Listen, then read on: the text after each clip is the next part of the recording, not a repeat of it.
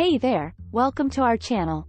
Today, we're going to talk about something that might have confused you while browsing the internet: cookies.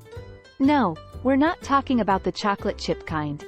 We're talking about the little data files that websites store on your device. So, why do websites use cookies? And how do they affect your privacy? Let's find out.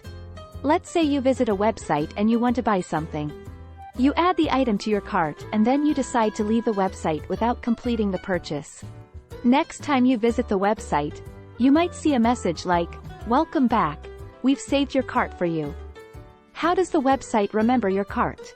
Through cookies. Cookies can also help websites remember your preferences.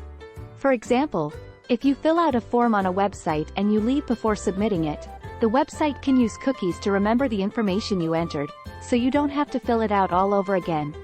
Cookies can also help websites remember your login information, so you don't have to enter it every time you visit the site.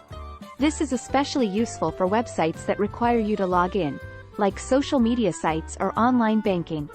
But cookies aren't just useful for users. They're also useful for website owners. Website owners can use cookies to gather data about their visitors, like which pages they visit and how long they stay on the site. This data can help website owners improve their site and make it more user-friendly. Now, you might be wondering how cookies affect your privacy. Cookies can be used to track your online activity and collect data about you, like your search history or the websites you visit.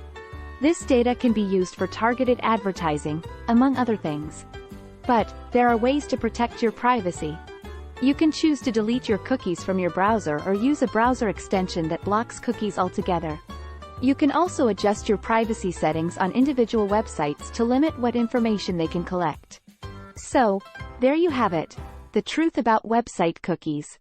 They can be useful for both users and website owners, but they also have implications for your privacy.